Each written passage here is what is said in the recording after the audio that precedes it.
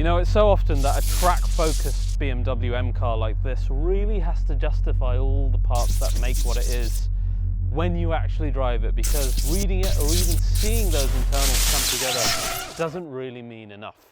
So when we first heard about the M4 CSL, didn't really make a massive amount of waves. The only way to really understand this car, like I said back then, is that you need to drive it. How much have those little changes made a difference to what is already a pretty brilliant car in the M4 competition? The only way you can really appreciate it is to drive the thing.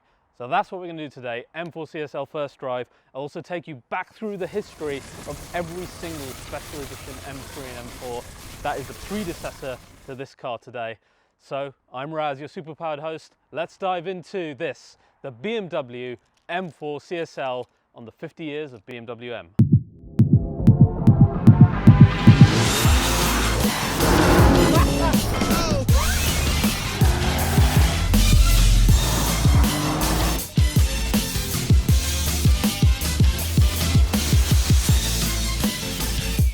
So guys, today's episode of RBR has been kindly sponsored by HelloFresh. It's an amazing service that's a monthly subscription that delivers fresh meals to you directly.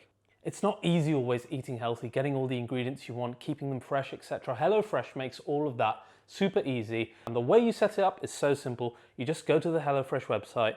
You can first choose what types of meals you want. So for me, I want more fish and veggie stuff. Then you say the frequency per week, etc. And that's pretty much it. After that, they send you this lovely box, and it's packaged so fantastically well. And they even have ice to keep it all as fresh as possible. How cool is that? You get these really nicely made menu cards which make everything simple. So for example, this morning I'm going to be making the crushed avocado bagel, which looks really nice. What I love about HelloFresh is you get all the ingredients all freshly delivered to you, so you cook it yourself. It's not like you're getting pre-prepared meals. You are the one who decides what your meal is like, what ingredients you add, whether you add less of something, more of something else, add your own twist to it, and I love that. Plus, we all hate how difficult it is to actually eat healthily. It's difficult to buy the stuff, it's difficult to keep it all stocked. HelloFresh does that all for you, all the headaches taken out of it. The end result is perfect and it tastes fantastic. So guys, as RBR viewers, of course, you get a great discount. All you have to do is use the code REMOVE50 and you get the offer that you can see on the screen there, and there's a link in the description below to use as well. A huge thanks to HelloFresh for sponsoring today's episode. Now, back to the episode. So guys, it's finally time to drive the M4 CSL. 3 letters that really put this car in a position that its recent predecessors were never in, and that is namely massive boots to fill, considering it only has to follow up to what is basically the origins of BMW M with the 3-litre Batmobile. What a car that was. This was a car that had to be made in order for BMW to enter into the touring car championships and the 3-litre plus division back then. And to do that, they had to make a road-going homologated version of the car. So the Batmobile was rebored to 3003 cc's in order to meet that requirement. In the road-going version, that meant 200 brake horsepower from this little 2-door coupe. Now, of course, power by itself, not enough for BMW. They had to also reduce the weight of the car. And of course, the name Coupe Sport Leichtbau comes from the idea of weight saving, but the name is different today, and I'll tell you what it is later.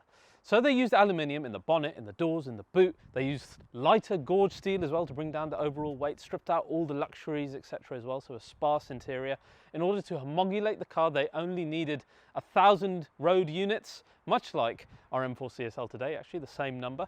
And of course, on its first try of that European Touring Championship, it won, which makes it so important to BMW. While it didn't even have an M badge, we really do consider it to be the first real M car, particularly with the fact that it started the whole tricolor logo that we actually find nicely on our car today and every BMW M if you want it in the 50-year celebration. So the formula has now been set by the CSL, and every M3 to follow would have a special edition linking in some way to this formula, if not directly to the name. For example, our E30 with its Sport Evolution model. This was 600 units only, and tell me if the rest sounds familiar. We've got lowered suspension, stiffer springs, stiffer mounts, bigger wheel arches for bigger wheels, a stripped out interior, bored out engine for more power, use of lightweight materials to drop the weight by 34 kg. It's the exact same formula that we see used in the old CSL and in our M4 CSL today, even though it was called a different name. Next generation, perhaps the least racy of the special editions, this was the E36 GT special edition, and while this did use aluminium doors, had more power, etc., the weight saving focus really wasn't there as much as the others that focused to kind of make it more track worthy. The one after this though really made up for it, because then the E46 came back with a bang to use that CSL name, and it was all about weight saving. And we started straight away with the carbon fiber roof used for the first time.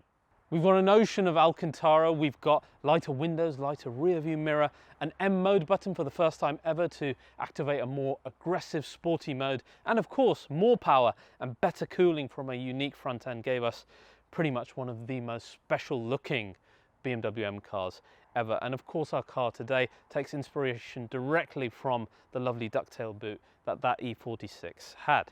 So again, massive shoes to fill, even if we don't look at the original 3-litre CSL. Then we come forward, E92 M3 GTS. Now, while not using the same name, we're using the exact same formula. So we've got 125 kg weight reduction versus your standard M3, which is of course massive. Then we have the engine bored out further to 4.4 litre in the V8. The rear seats are removed like in our car today and replaced here instead with a roll bar or a cage. We've got a more aggressive gearbox setup, we've got more rigid suspension, the car is lowered, we've got better aerodynamics on our front end, we've got the wing on the back to help with downforce as well. Again, such a special car and really nailing that formula, even if it's not using the same name. Then we come to the predecessor of our car today, the M4 GTS, which once again we find it using the exact same formula as we've seen in the past.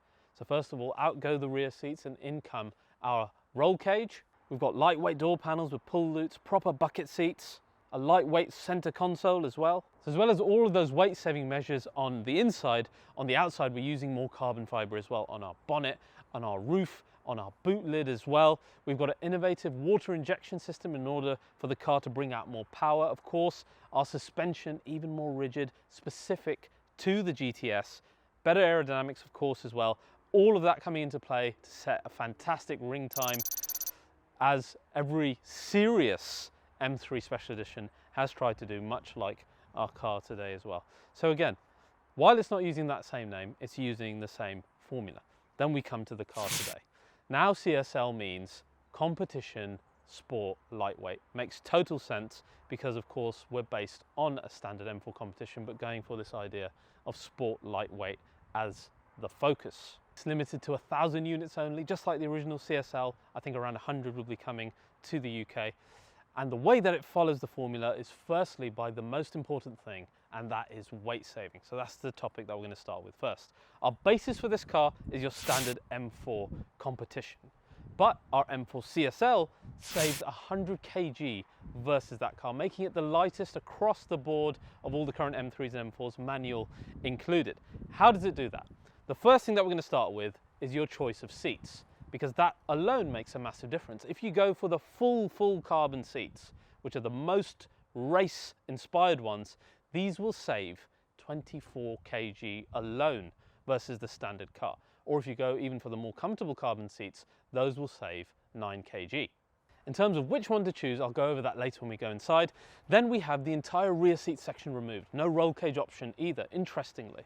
Okay, that by itself saves 21 kg. Then we have further reinforcement done in the rear boot, which again, I'll show you later. Then we have our wheels, which are 2 kg lighter per wheel, and carbon ceramic brakes as standard, also saving 21 kg all round. You can get the car with Cup 2s. Today we haven't got that. We've got them sitting on 4Ss, and I'll explain a bit about that later. Then we have 15 kg just from the removal of all the sound insulation within here. So hopefully we're going to get more of that inline 6 sound, which is great as well. Then they've removed all the PVC and moved to lightweight PVC instead. But of course we're ignoring the elephant in the room, which is the use of carbon fiber. For example, the most obvious one first, which is your bonnet with this lovely exposed carbon fiber going through the middle. By the way, before I get onto this, you can choose whether you want the red or not. Okay, that's optional. It does look nice, and it's definitely vinyl, which some may like or may not like, but I think in terms of any possible repair, etc., because it is a track car, it's better that it's not painted on, because that would be a real pain. And of course, when you open up said bonnet, see the lovely BMW M logo here and all the carbon fibre. It looks glorious underneath here, real talking point. Yes, a little bit scary probably as an owner, but very, very nice. And it saves a tiny bit of weight, surprisingly. Not as much as you might think. Something like 1.2 kg versus the already light one in the normal M4, surprising. What does save a lot of weight though, is your rear boot lid, which is almost 7 kgs worth of weight saved. And it's a glorious ducktail as well, which is so nice, and it has been the conversation starter. Alongside that lack of rear space, you can see that they've done reinforcement in our rear boot here. So right behind where you normally have split fold, etc., that's all enforced, all a bit more rigid, all a bit more sparse for the CSL. Of course, carbon fibre roof as well, lots of carbon use inside that I'll go into later. Then you've got miscellaneous items like no floor mats if you don't want them. If you get the right seats, you won't have heated seats. You haven't got heads-up display. You haven't got any type of driving assistance package, etc. Your kidney grille here, actually much lighter because it's got less bits in there. You have actually got protection at the back. I did check this because I know many were worried that a stone would just fly through that and damage everything, but no, there is protection behind that as well. We have a carbon fibre front splitter that's going to help with downforce as well. As you can see here, it's quite a bit larger, and it's got the lovely CSL logo on the side as well. And finally, the titanium silencer. Let me give you a closer look at this. Now, the great thing about the titanium system here is the actual look of the thing as well. If I get all the way down here, check out that titanium silencer. Can you see the blue? You're left in no doubt what material this is made of. And then the actual pipes themselves have this kind of stripe graphic within the pipes as well. And of course, real pipes, AMG you're watching, we actually like real pipes, okay? Nice and big, and the sound they'll make you'll see later on. Very, very nice indeed. And of course, a lot more has been done in order to bring the suspension closer to a race car. So we've got a double joint spring strut front axle linked to our 5-link rear, which is all M specific for this model. All of our rubber joints on the rear, for example, have been replaced with joints without rubber for less give. Same with our rear subframe, which is directly mounted without the use of rubber, again, to get rid of any leeway, to give us more rigidity in this car. We have our front anti-roll bar and our rear anti-roll bar replaced for specific ones for the CSL, again with more rigidity. However, we also have helper springs in order to help with road contact, but our adaptive M suspension remains, so you still have Comfort Sport and Sport Plus, and the result that this has later is actually quite fascinating. Of course, the car has unique spring and dampener rates and elastic kinematics, and then we can't ignore the obvious one, which is the whole new strut that they have across the engine bay. Absolutely gorgeous. That's the newly constructed strut that you can see made of cast aluminium, bolted firmly between our two suspension struts here. That's going to give us a lot of rigidity, really help with steering feel as well. Now, that's not all. We've got unique mounts again for our engine. So now the spring rates in the mounts have gone from 580 Newton meters to 1000 Newton meters, almost double. And the effect that this then has on the ability to put power through into your wheels from the engine is massive. And again, you'll see the effect of this later on. And in fact, the gearbox has had similar treatment, which I will get onto. Then we come to the, of course, necessary power bump that you get in the S58, which has now gone up to 550 brake horsepower. 650 Newton meters of torque and a 0 to 60 claimed of 3.8 seconds. The power bump is thanks to increased charge pressure and, of course, an engine remap as well. Now, the other really important thing is cooling, and we've got a whole load of cooling inspired from motorsport, from oil, water, air, and it all comes together in order to deliver a car that's able to be more powerful more of the time, particularly, for example, on the Nordschleife. We have, for example, within our front wheel arches, heating circuits that, of course, detect heat and then pump coolant into our engine and into the turbos via a water pump. The water pump can also be used for cooling. Of course, you get masses of cooling thanks to our exaggerated size of our grille here as well, and of course oil cooling present as well. So all of these elements coming together to make this car more efficient on track. And of course, what a Nürburgring time. It's posted better and faster than any other BMW M to date. The final thing now is gearbox. We're using the same 8-speed torque converter. I know you're going to moan about it and where's the dual clutch, etc. I've driven this and I can tell you they made some massive changes. First of all, the mounting, again like we had with the engine, the shore hardness level has gone up from like 49 to 55, but that increase has made a massive increase. Plus they've also changed the character of it so that when you downshift or upshift, you get such an emotional reaction. It really feels like the gearbox is that much more intertwined with the rest of the body. Design-wise, of course, what a glorious looking car. The lovely, lovely yellow lights of the CSL, which of course harken back to the motorsport era of BMW M, which I absolutely love. Look how glorious they look. They only come on, of course, when you unlock the car. They're not when you're driving, but it's just enough, I think. I mean, the design is an absolute winner. Look at that front end. I know we're all kind of, the grille is a bit controversial, but if anything, the way that they've done it in the CSL, it just works thanks to the way it flows into the bonnet, and then the bonnet line flows into the carbon roof line, which goes nicely into then our ducktail and the little cuts that you see over there. It's really well done, and it gives, you know, if you know with this car. That's the cool thing about the CSL. You know, there's those little details where an enthusiast will spot the ducktail or know from the specific alloy type, or indeed that lovely titanium silencer that I showed you earlier, or the badging. Badging is lovely. You've got the red details around M4 and around CSL, which is nice. Of course, the 50-year tricolor, which is fantastic.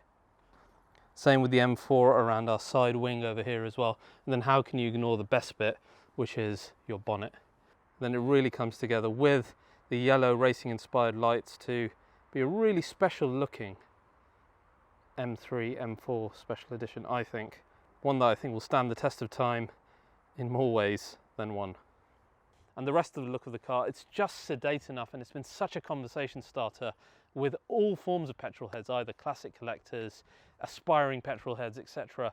They all just want to know what this car is and what it can do. And I think that's a testament to a proper special edition BMW, if nothing else is. Now, in terms of the future, one more based on this type of BMW is the CSL 3-litre Homage. Yes, that 750,000 euro special edition car. I can't even remember how many were going to be built. It was something silly like 10 or 15. What is that going to be like? Very interesting. 6-speed manual, we reckon, because it says 6-speed for the win or something on the side on the livery there. It's rumoured to be 1,550 kgs, which is of course, you know, a good 120-ish lighter than this, a bit more power. Can it justify itself versus this car? We'll have to wait and see. I think that front end will find itself on the LCI cars, or at least the next version of M3, M4 certainly. It always deserved to be that face rather than this one. Interesting times. Now, let's head inside and let me show you all the rest of the weight saving inside the car. Tell you what, it's actually a lot easier to get into the car with the standard carbon seats than it is with those special buckets that we had in the launch car.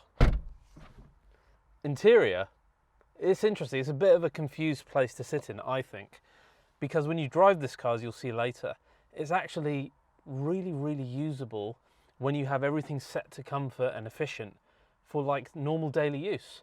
But there's loads of things in here that just don't tailor it to that. Yet there's loads of things that actually do tailor it to that. So it's weird. It's a bit of a confused interior. One thing that it's not confused about is theatre. And when you come in here, it is as exciting as it is outside. Everything is a talking point. I love the look of it. Of course, everything in here geared towards weight saving. The most obvious thing in the interior for that is actually our rear section, which is it's interesting. Right, so let's talk about that rear section. First of all, you get easy entry access when you get the more comfortable carbon bucket seats. Still gorgeous, as you can see. Made really well. They are a little bit more comfortable. I would still go for the main ones, because do you really need comfort access to like get in there? I don't think you do. As you can see, all the rear seats stripped out. You can't even put luggage in here according to the stickers. Love the CSL logo in the back there. It's finished in a proper actual model plaque rather than being stitching or, you know, something like that. Anyway, what do you actually put in here? Well, let me show you. Pop this off, and this is actually space a helmet. So that's what's meant to go there.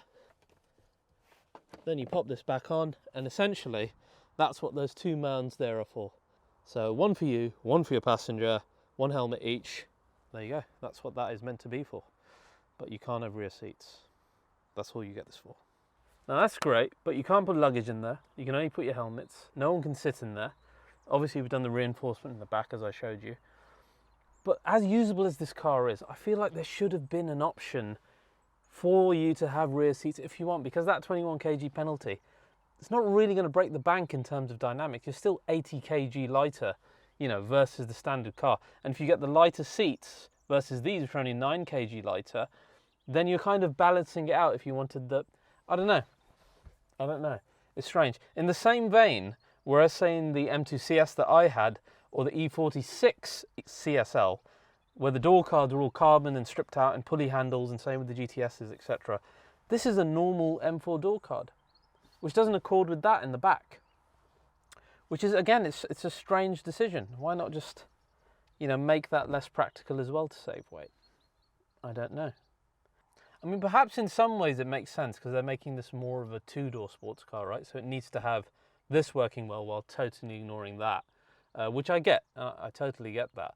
I just wish that you had the option of, for example, saying that, okay, I want a more comfortable one with rear seats, with the comfort seats, etc. But then let's have a more track-focused one with stripped out door cards, pulley handles, roll cage, you know, 6-point harness, which you can get in all of the seats offered in the CSL. Yeah, it's strange. I feel like the option should have been there, and it would have been a, you know, you would have had much more breadth of ability in this car. The other very obvious weight-saving measure in here is the carbon fibre reinforced plastic centre console, totally different to your standard M3 and M4. It's all carbon. It's literally, you've got none of the storage element that you have in there. Speaking of which, one of the main things that I use a car like this for is actually going to get a coffee, which directly relates to the centre console. So I'm actually a bit peckish. Let's go and get a coffee now, and then we'll continue the interior review. Now guys, typical thing for me when I have a performance car, I love going to get some caffeine. Cars and coffee, such a combination. Let's get a coffee and see how the CSL deals with taking it home. Right, my friends, I've got a simple cappuccino, thank you to Gales. Let's jump back in the CSL. Pop that there safely, carbon roof.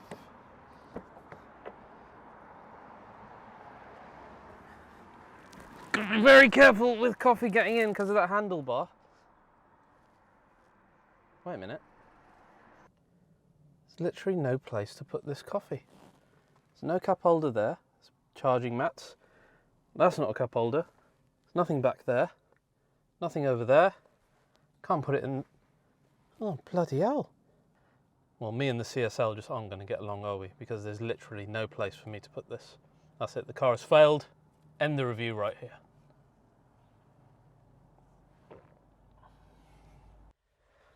Yeah, so we're not getting on me in this car when it comes to coffee. There's no place to put. You would not dare to put it in there. By the way, this area, lovely. I don't know what it's for. Maybe phones, because you have got a USB-C in here. You've got the lovely CSL logo in the middle, matching that logo in our rear area there, which looks great, all in that lovely red theme. Your driving select area here is exactly the same as you'd find in M3 and M4. So you've got M mode between road, sport and track in here, which of course changes your front. Nothing different in that sense when it comes to your digital side. What is nice is that you have got the M4 CSL within the digital side as well. So you see the CSL, you don't see like a normal M4. And it sounds like an obvious thing, but a lot of manufacturers are actually lazy about this, but BMW are not. They have put the CSL digitally in there, and it's nice. It's nice to see it in, you know, the welcome logo and that type of stuff. Now this car of ours today, unlike the launch car, does have some mod cons. For example, we've got automated climate control. We have got the heated seats with these carbon buckets as well, which is nice. So it helps with that kind of, that breadth of ability element. Which seats would I choose? I think I would probably go with the full-on buckets for the full weight saving, because why not? It's not like these are mega easy to get into. They're a bit easier, but you still struggle. You still got the carbon crotch holder in the middle, you know? So you're not really benefiting in a massive way by not getting the super buckets, if you want to call them that. So I would just get those, personally. The steering wheel is lovely. It's thick. There's the biggest 12 o'clock marker that I've ever seen on a steering wheel. But it's kind of cool. I like it. The steering wheel's lovely and soft. It's got a lot of girth to it. We like girth, don't we? Like a bit of girth, especially when we're not used to girth. Yeah. Of course, you've got your M1, M2 buttons, the lovely carbon shift paddles that did not need to be upgraded from normal M3 and M4 because they were so brilliant. Of course, the other side of things with this interior is the startup and the exhaust.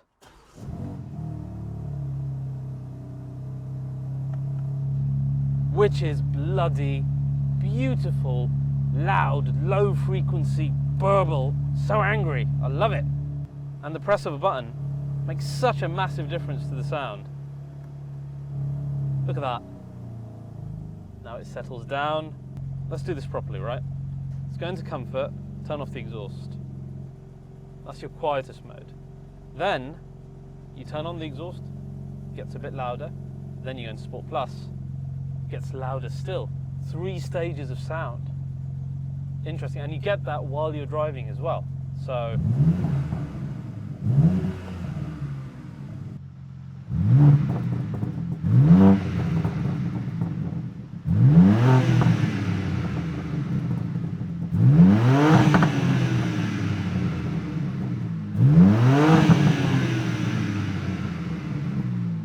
no rev limiter. Sorry, I'm shouting.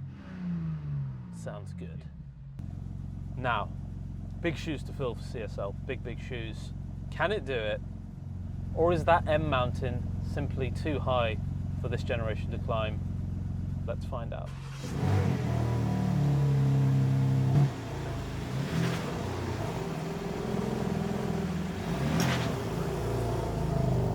Now, normally I would start off in a car like this with a launch control or something exciting to do with the sporty nature of the car. Surprisingly, I'm not going to do that with this one. Because when you start up the CSL for the first time and it's not in any of the M1, M2 or more sportier modes, and it's in its just normal comfort efficiency mode, it's actually a really well settled car in terms of just plodding around one of the worst roads in South Bucks. The suspension in this car is actually really clever. Yes, we've gone on to the stiffer joints, the stiffer and more rigid setup, but it's maintaining usability. If anything, sometimes it feels like I'm sitting in a normal M4. That's how kind of welcoming the standard setup is. Which is interesting because as soon as you then press M2 button here, it turns into an absolute monster.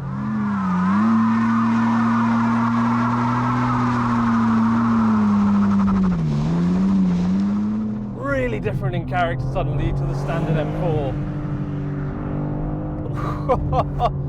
What a brilliant car. Shades of M5 CS. And it sounds so different. Tell a lie, I will give you a launch control because it's important on a car like this. Everything is off. Let's give it a go. Let's see what the CSL can do.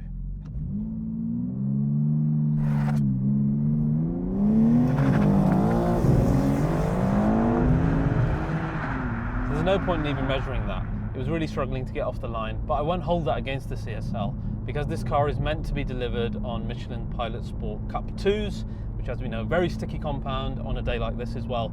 But none of us were sure, press included, whether it was going to be good weather or not. The day I picked up the car, it was pissing down with rain as well. So the car is on 4Ss, which means that the launch simply might not be as good on the tyres that the car was configured for. So I'm not going to hold it against that. Maybe we can look at that again in the future. Now, one of the first things that you'll feel in this car when you drive it, particularly in the cold, is the gear changes. They write in the press release how much more emotional the gear changes are, how much more connected the gearbox is, as I explained to you, to the body in terms of pure percentages, but none of that translates until you actually begin to change gears in this. And then the whole bloody car shakes. I mean, it is a thunderous gear change, right? So much so, then the entire rear of the car kind of kicks out when you shift up. I mean, it is violent, and you kind of back off and you're like, whoa, I need to give this car a bit of respect.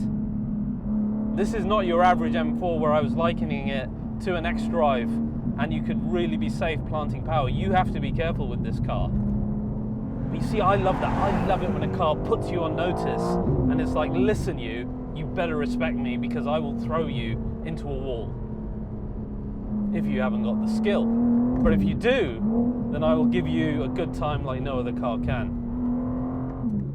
Right, now I put the car into Sport Plus mode. Everything is dialed up to the sportiest setting. Let's see what this car can do.